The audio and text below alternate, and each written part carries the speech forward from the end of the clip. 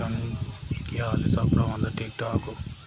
है जनाब ज्वार बीजन लगे हैं, जमीन रेडी हो गई है, ट्रैक्टर आन लगा वे तो इतने ज्वार बीजनी सरकार मेरी ज्वार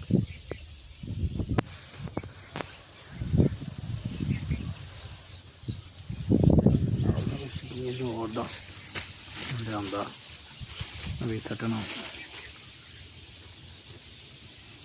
अमेरिकन ज्वार है। सब भरा दसो वेख कैसी है। ना मेरी अज बीजन लगे हैं, हम दसने फिर ट्रैक्टर होंगे फिर बीज के दसने जनाब जेठ में पट्ठे रेडी हो जान।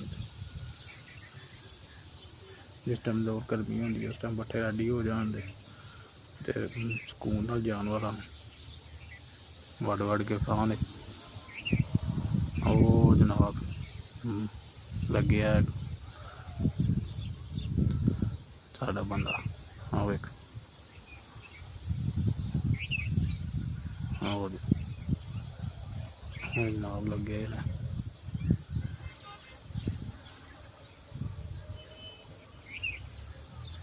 वो ट्रैक्टर भी आ गया जी, मिलने इतने जाके दोबारा।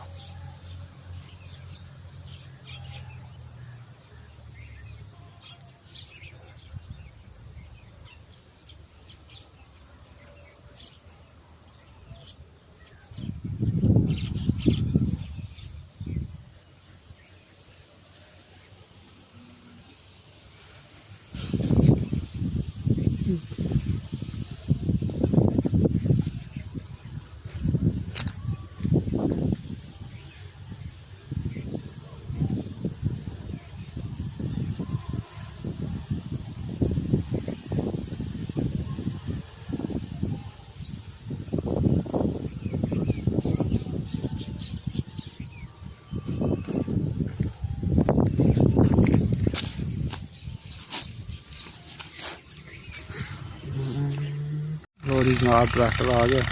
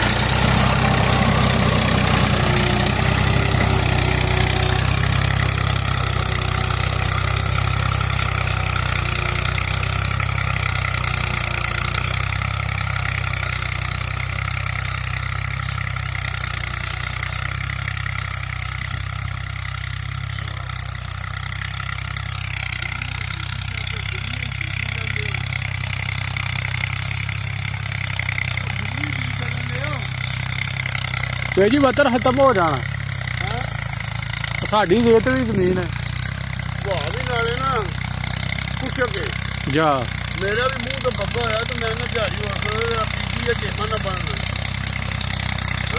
तो तुम्हारे सामने तो देख लो मेरे वाली ते फर्क देना हो वो चीकनी है मिट्टी तुम्हारी वो दिहाड़ी पकड़े हो जा तो चेड़ा नहीं भजनी